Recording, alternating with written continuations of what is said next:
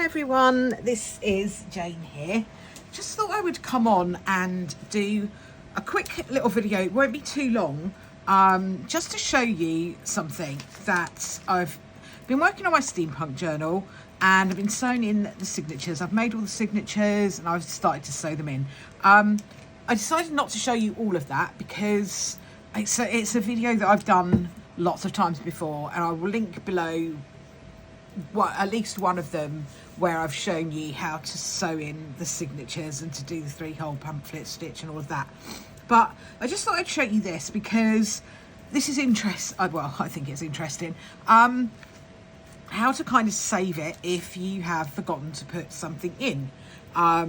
So what you tend to do is to line up all the pages, punch the holes are already punched into the cover, and then you just sew them in. So that's all good, and you can keep them all lined up and it's nice and easy. That's all good unless you forget something, and I did forget to put these in. I've done it into the other ones, so I'll show you how I kind of get it back in. You can do it, it is a bit more fiddly, but you know, it is what it is at the end of the day. So I just thought I'd show you how I managed to kind of save myself really and get this put in where I want to put it. So I've decided that I'll put it there. I'm just going to put a paper clip on here, and what I've already stamped the holes. I've lined them up, made a mark and made the stamp, so I know that the holes are going to be in the right place, but obviously they're not all together like they should be. So what I'm doing is I'm just putting through the first little section into the first hole here to line them up, and then I'm going in with the middle, which is where we start our 3-hole pamphlet stitch, and unfortunately I've just knocked that, so it's going to be a little bit more fiddly for us. So then I kind of just keep my needle there and then feed the remaining pages onto the needle through the middle hole. That's the middle hole. There we go, there we go, there we go. Right, so now we are in, all linked into the middle hole. So what I'm going to do now, before I let that needle move too much, is I'm just going to line them up a bit better and put another paper clip on this side. Hope you can see this, okay? And then we're going to go through that middle hole. Then we're moving on to putting this actually into the book itself. So we're going through the middle hole like we would with every other time we've done it. It's just we've had that extra stage in there of trying to line up where we missed one. So then we're coming back in. Let's go back here, in through the top. Now these should, fingers crossed, all be more or less lined up. So it might be a little bit of a fiddle to get it to go in properly. Let's just see. What I tend to do if I can't bend it over and see it properly is just feel where the hole is. So you can usually feel it. There it is. What I probably should have done is put the big light on so that it's a bit clearer to see. Starting to get a little bit dusky down this end of the room. So now we're in through that hole. We're going to go out through the bottom. We're going through the bottom there as well. And we're going through the bottom of there, like that. And we're going to go through the bottom out on the of the cover. So I'm going to pull this to this side and put it through just a little bit. Like that. And then we're going to turn it over and we're going to go back in through this middle hole. Now, we don't want to, if we can avoid it, go actually through the thread, if we can avoid it.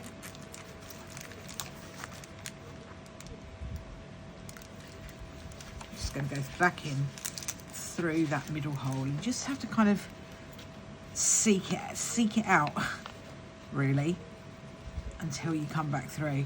I don't want to push too hard because I don't want to go through the thread. Okay, I think this is actually making it more difficult than it needs to be. So I'm going to take that out for now.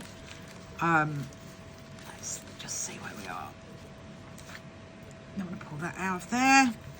Right, so we're going back in through this middle bit.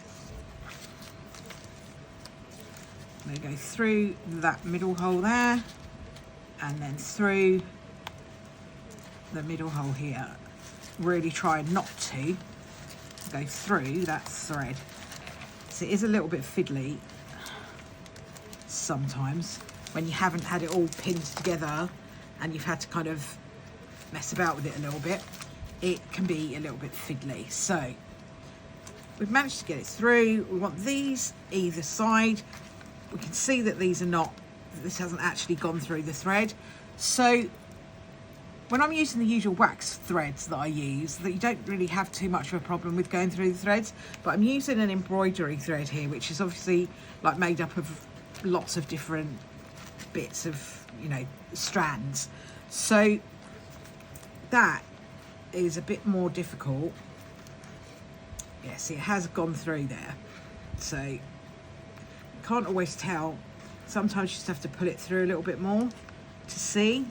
So you can see, I don't know if you can actually see that it's gone through the thread, but it has, you can see the thing there.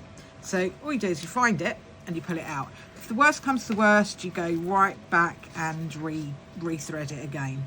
So we've still got something caught there,